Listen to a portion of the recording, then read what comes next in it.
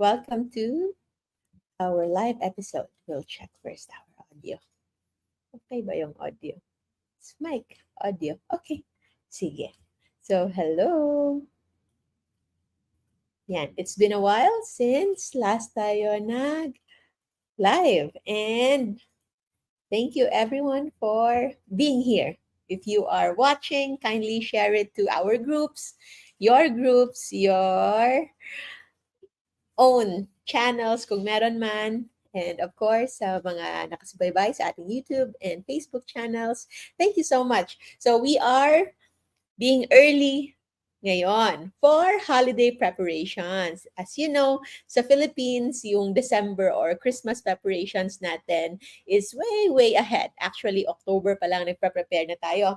That's why we opened the Burr months with National Low Carb Day. So, yung October 1, that's our opening ng ating holidays.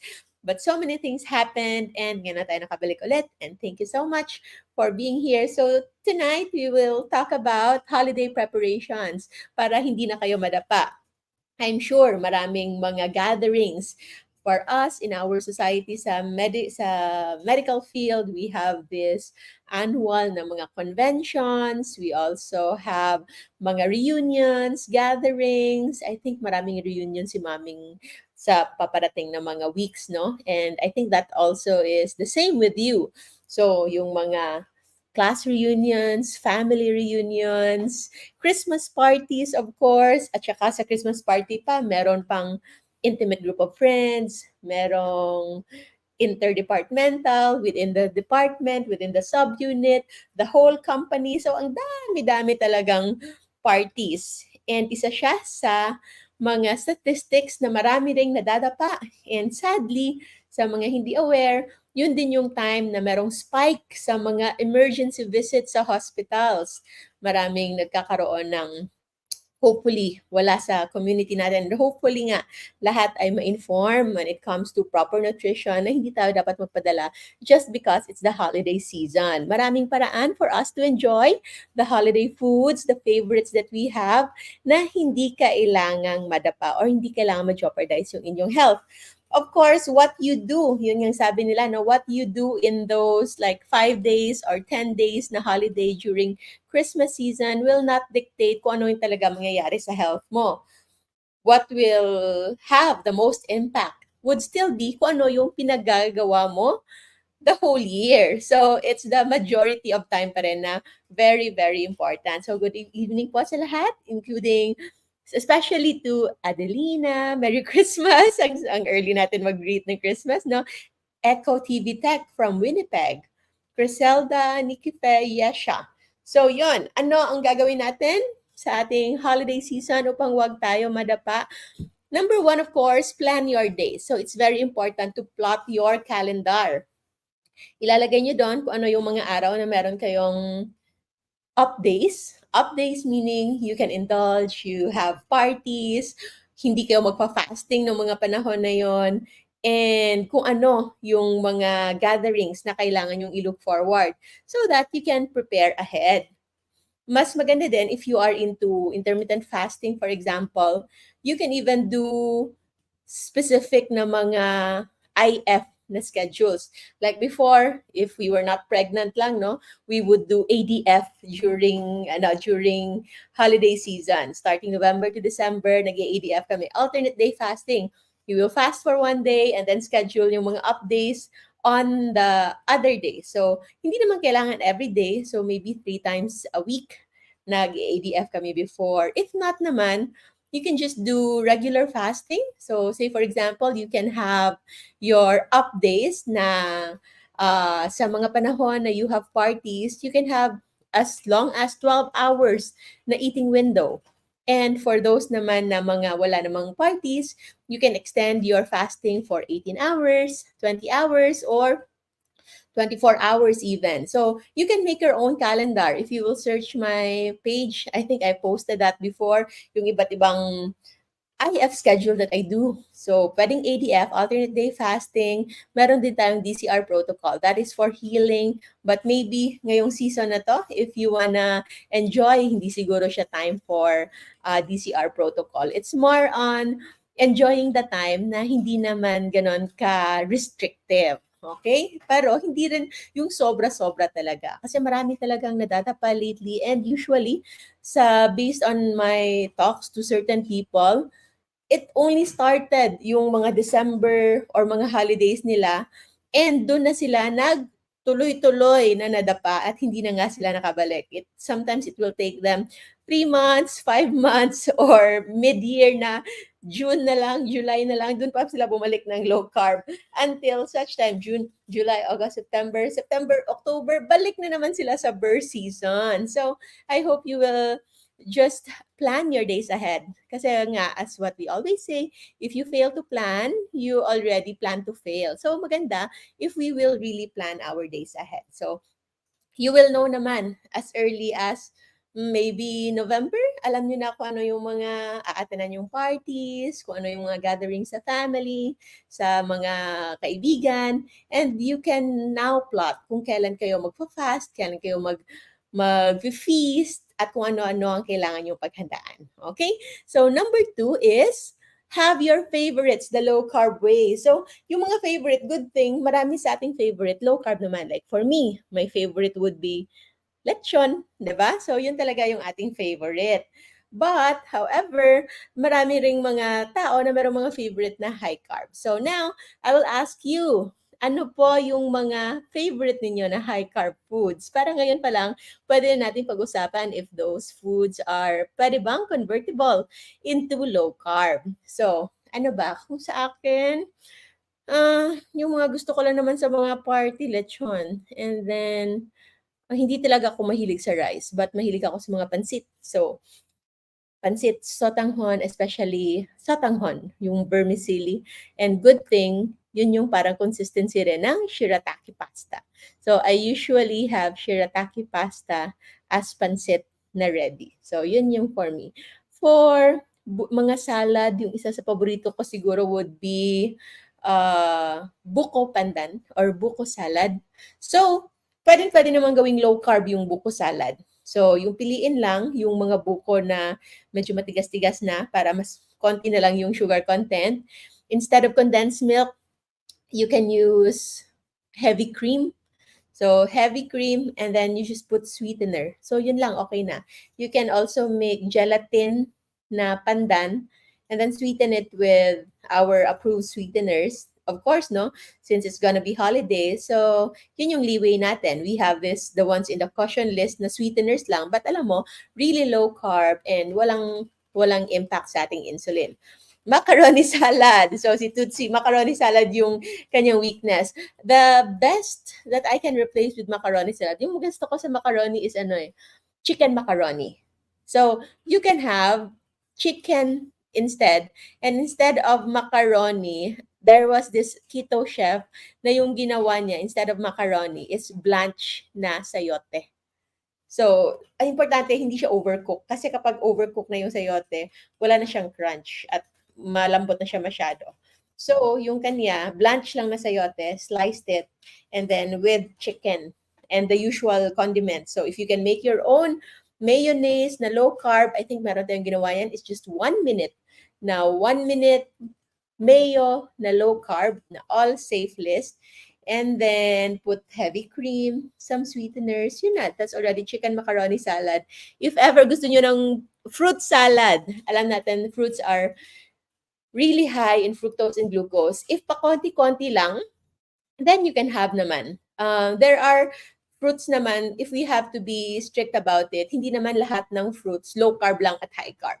Meron namang mga moderate carbs. So, ang importante when it comes to moderate carbs na fruits, you eat them consciously, hindi ganon karami. So, maybe sa ibang fruits, like very high carb na mga fruits, ano bang very high carb na mga fruits? Like mango, instead of putting fresh na very matatamis na mango, you can make an alternative na yung mga gelatin. Gelatin na ano yan, yung plain gelatin, and then you can put the fruit extract that you like, say for example, mango extract, and then slice it. And then para at least meron ka ng mango flavor. Because when it comes to fruit salad naman, Ano lang naman yan. It's just a combination of different kinds of fruit. And then you can put instead fruits na low carb and moderate carb. So low carb would be berries, strawberries, if you have fresh strawberries. And then moderate carb, pwedeng lagyan ng apple. So yung apple, yung consistency kasi niya iba din. So maybe you can put just one apple for the whole plate or the whole casserole. Marami na rin yun. Basta meron lang pampalasa. And then the rest, you can make na the gelatin ng mga, para siyang magiging mga jelly ace, but low carb jelly ace. Okay? So later, don't worry, ano natin yung mga ibang questions that you might like because we will tell you later kung ano yung i-look forward natin for December. So ano pa yung mga paborito ninyong pagkain? Choco Moist Cake. Choco Moist Cake, good thing, isa na siya sa pinakamadaling gawing low carb. Sobrang dami na atang mga recipe na nag-post niyan, especially in our Facebook groups, no? Kung hindi pa kayo member ng Life Without Rice, check nyo lang yung page na yan and there's a lot of recipe there on cakes. So, sa chocolate cake naman, you can make it, especially sa moist cake, yung pinaka-base lang naman niya would be the heavy cream and then sweetener, heavy cream, sweetener, and cacao. So, ang nagpapatamis lang naman dyan when it comes to carbs is the flour and the sugar or condensed milk na nilalagay. So, the flour, you can already replace with almond flour if you're not sensitive to it, or one of the safest ones would be coconut flour. Pero yun nga, it takes time for other people to appreciate coconut flour. If you are not fond of coconut flour, baka ayaw nyo kasi para siyang magiging kakanin kung coconut flour yung gagamitin. But coconut flour, almond flour, meron naman mga ibang flour din that you can use for low carb. But those two are the most popular and easy to acquire. Okay? So, ano pa yung inyong problema na gusto nyong i-low carb? Macaroni salad, okay na yan. Yung pasta, yes, pasta is still convertible to low carb. We have many na nowadays aside from shirataki. Kasi yung shirataki, I understand na hindi siya nag-absorb masyado nung yung linamnam ng food, no? Ng sauce. What you need to do, if ever, is tagalan talaga yung pagluto. Yung parang madadry siya and then lutuin ng maigi until it will absorb the sauce ng pasta. But I think the closest para maging low carb pasta ito are those pastas that are made of almond flour. Meron namang mga almond flour pasta. There are a lot of providers. You can check LCF Center page or yung National Low Carb Day natin, National Low Carb Day PH page natin, wherein yung mga nagsuporta ng ating National Low Carb Day providers. We have, Burp Low Carb Deli, nandyan si Perfect Match, nandyan si Just Go Low Carb, Chips. Kung ayaw nyo nang magluto ng sarili nyong chocolate moist cake, so Chips is there. We have so many providers. Nutrifinds, you can check them in Shopee, LCF Essentials PH, my Shopee and Facebook account, you can get there ng mga pasta na low carb. So they have. So just be prepared kasi for me it's already a good time to store those things kasi nga when it comes to December, marami talagang delay sa mga delivery. So better fill your pantry with the right low carb na mga ingredients. So ano pa ang gusto niyo sa low carb?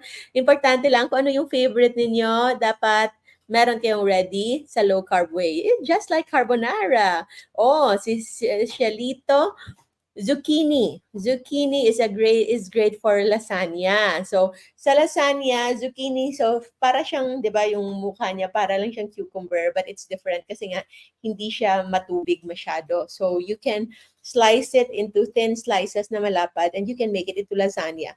Another one also that you can use for lasagna would be eggplant lasagna. Actually, the eggplant lasagna is really a real dish na para na siyang na actually low carb naman talaga. So you add just your usual lasagna na pasta sauce and layers of cheese and meat, and then you can already have your eggplant lasagna. Nakalimutan ko kung ano yung other name niya. Merong pangalan yung eggplant lasagna. And, musaka? Yun ba yun? Ay, yung musaka, yung ano yun mga eggplant yun na parang slices. But eggplant lasagna is, I think, the only eggplant that I can eat. Yun lang yung nakakaano ko. Oh, so Drinks for the holidays. So yon, sabi ni Yen, soda water and calamansi taste like Sprite na. So yan, because yung Sprite niya is just lemon soda.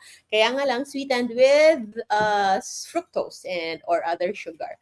So just replace it with any sweetener. But actually, even just plain soda, lagyan lang ng slice of lemon or calamansi or any lime that you like, maganda na din. Leche flan, sabi ni Resources for the Blind Inc. Hello po. Leche flan, it can be made into low carb. So, ano bang component ng leche flan? Egg yolk, condensed milk, and sugar. So, the condensed milk, you can make your own low carb condensed milk using heavy cream and then with sweetener at nakakapagod na low fire na pagluluto, and then eventually it will become like condensed milk and then you can cook it into lasagna. But if pagod kayo, good news then, there are a lot of providers na din ng masarap na low carb leche flan. Si Gabris already have leche flan, Mexican leche flan, and I think Perfect Match Low Carb also sells leche flan. Masarap. So, yun, para sa mga pagod, good thing we are grateful for these low carb providers that they can give us options. But of course, if you want to be on the safest side possible, cook it your own. Okay? Spaghetti low carb recipe. Isa yan sa mga go-to natin dito. So, spaghetti, instead of the usual tomato sauce or spaghetti sauce, you can make your own, like the one, the menudo na niluto ni siya kanina. Tomato paste and crushed tomatoes instead. And I think they taste similar or mas masarap pa. It tastes more natural, mas masarap. So, spaghetti low-carb recipe. Pwedeng-pwede yan. So sabi ni Auman, musaka.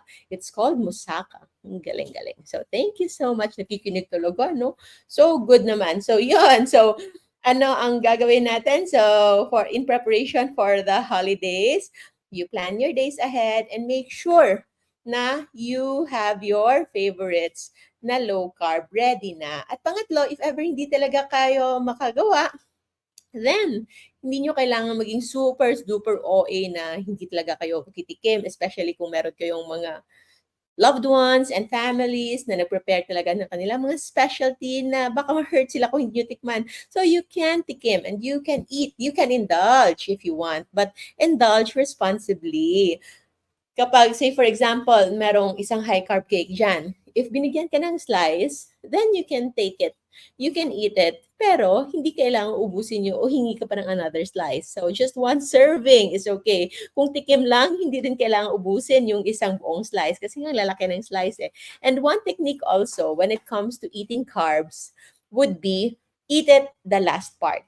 Okay? So, sa party, for example, unahin nyo yung ulam. Unahin nyo yung lechon, yung baka, yung isda, yung chicken, yung eggs, unahin nyo yun. Magpapabusog kayo. And then the moment na busog na kayo, you are already satisfied.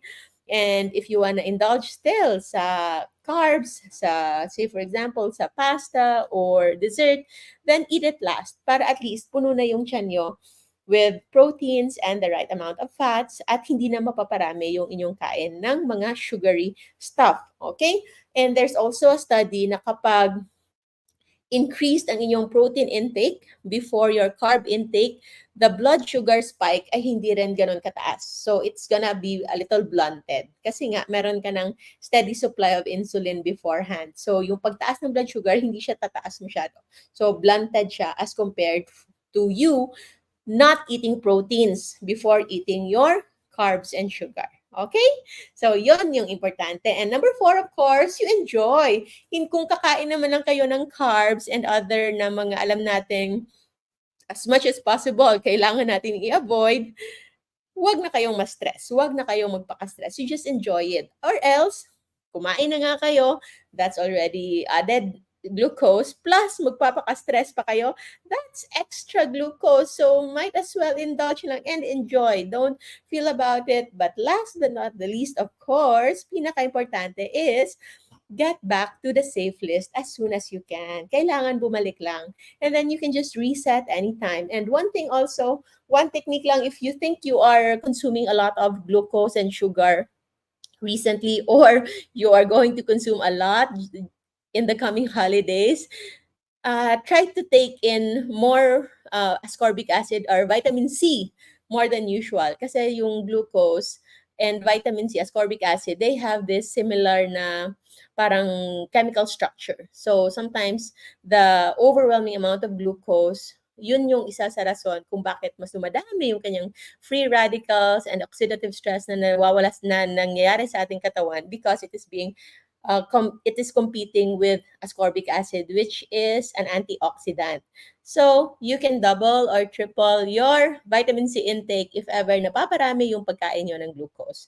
But of course, the best way talaga is to avoid it. And once you are already in that zone, make sure lang na when you plan your days, on the days na wala kayong happenings, walang party, walang feast, you get back to the safe list as soon as you can. Kasi what you do often, kung ano yung mas parating yung ginagawa, yun yung mas makakadictate talaga on the overall outcome of your health. So, hindi yung mga paisa-isang araw lang, padadalawang araw lang, it's really what you often do. Okay, so yun lang ang ating holiday preparations. And I would just like to announce na on the coming first week of December, December 1 to 7, ay magkakaroon tayo ng International Low Carb Awareness Week. So, ILCAW 2023. So, ano yung mangyayari sa ILCAW 2023? Actually, ano lang naman siya. It's just gonna be an online event na we want to increase awareness ng lahat ng tao. Why we choose this week? Because eto nga yung week before the height of the holidays. So gusto natin, bago pa madapa ang maraming tao, they have this awareness that there's a way pala to somewhat na ma-prevent yung mga disasters, emergency room visits, and mga health emergencies na nangyayari brought about by wrong food choices during the holidays. They are always blaming the lechon, blaming the baka, blaming the meat sa mga pinagkakain na kung sa totoo lang, kung titingnan mo, ang marami talagang kinakain yon yung macaroni salad, yung spaghetti, yung carbonara, yung cakes and ice creams. Ice cream is very easy to make into low carb. So, na-post ko ba yung ubi ice cream natin last time? Hindi, no? Oh, hindi ko. Yun yung pinakamasarap na ubi ice cream ever. Agree? Agree. Pinakamasarap na ubi ice cream. Hindi ko pa pala na-post. But yun, it's very easy to make, but you can make it into low carb. So, I hope you be a part of International Low Carb Awareness Week. Magkakaroon tayo ng mga events from December 1 to December 7. We will have a lecture series from many speakers all over the world and of course Filipinos na alam natin nagpo-promote ng low carb nutrition because they really believed in it at sila mismo nakakuha ng benefits of low carb. And we encourage you to do the same. You can help inspire others. Ano ang gagawin nyo? So I hope you will do this, no? Gagawa kayo ng sarili niyong video. You can become an influencer yourself. You can become an inspiration yourself. Kahit no matter how simple you think it is, but hindi mo alam kung sino yung matutulungan mo. So, in celebration of the International Low Carb Awareness Week on December 1, 2023, I hope you make at least one video. Make at least a 1-minute video answering, how did low carb change my life? So yun, pang reels lang. And then you use the hashtag ILCAW2023. Okay, it's International Low Carb Awareness Week 2023. You make 1-minute video about it. Kahit ano lang. Let's say, for example, I became more confident the moment I went into low carb kasi I fit well with clothes or mas nagkaroon ako ng confidence kasi nung hindi na lumabas yung mga pimples ko. Or it can be as remarkable as from insulin-dependent na diabetic ngayon, metformin na lang yung iniinom ko. From, for example, hindi kailangan din full 1 minute. Kung makukuha nyo siya in 10 seconds, 20 seconds, pwede lang din. Try to practice that, or if you have kids, you have nephews and nieces na pwedeng gumawa ng video nyo, you can do it. Malay nyo, baka eto pala yung calling ninyo to help others. So this is in celebration again of International Low Carb Awareness Week 2023. And I hope you will really become a part of ILCAW 2023 by inspiring others through telling your own story. So make a 1-minute video. So lagyan nyo lang, how did low carb change my life? And since this is an International Low Carb Awareness Week, we encourage everyone to say it, it's either in English, but if hindi man, if Tagalog, then lagyan lang ng subtitle na English. Madali lang yan. Kayang-kaya nyo yan. Pwede nyo gawin yan sa Instagram or sa IG story. You can put caption there. Madali lang and I know you can do it. Pwede rin tayong gumawa ng tutorial niyan, no? Para maturuan kayo. Kayang-kaya niyan, mga mommies, daddies, titos, titas, kahit lolo and lola. You having the experience, the age, your voice will become even more meaningful, will become louder at mas maririnig yan because you have the experience already. Mas paniniwalaan kayo. And you just don't know kung sino yung pwede ninyong ma-inspire. So yan, yung ating topic today, holiday preparations, para wag na tayong madapa lahat. And of course, International Low Carb Awareness Week on ILCAO 2023. Maybe we will go live mga this coming days and prepare nyo yung inyong mga questions. And this time, hindi na beginner's questions. I know marami na sa inyo yung mga magagaling na sa low carb, hindi na beginner. So meron ng mga very complex talaga ng mga questions, no? And this is your chance to ask them. If hindi man, you can message us kung hindi kayo makaka-live sa atin when we ask the questions para ma-record natin kasi yun yung i-gather natin questions to ask our experts, our international speakers na mga experts on low carb. Sila yung pakikinggan natin para hindi na ako yung sasagot. Sila na yung sasagot for you guys. So, yun lamang po. Maraming salamat. I hope you learned something today. Chika tayo. So, ILCAO 2023. Cute, no? Sabi ni Chloe. ILCAO 2023 tayo. This coming December. So, maraming salamat, everyone. I'll see you again next time. Bye-bye. Remember to always stay low carb so that we all stay safe. And, of course, for those who wish to still learn more, kasi hindi na tayo ganun ka paggawa ng videos because of our schedule, you can still join our masterclass. So, there's 2 ways to join. You can join either in Facebook, na kung saan meron kayong lifetime access, or in our website. Kung gusto nyo wala kayong kailangan kausaping tao, diretso na kayo sa lcfmasterclass.org. But if you want to learn more, you can access LCF Masterclass by yours truly in Facebook through Health and Wellness by Coach Alvin or through Engineer page ni Engineer Androki Chua Rojo. So yan, message lang sila and they'll be happy to assist you. Maraming salamat, everyone. Thank you so much. I'll see you again next time. Remember to always stay low carb so that we all stay safe. Good night. Bye-bye.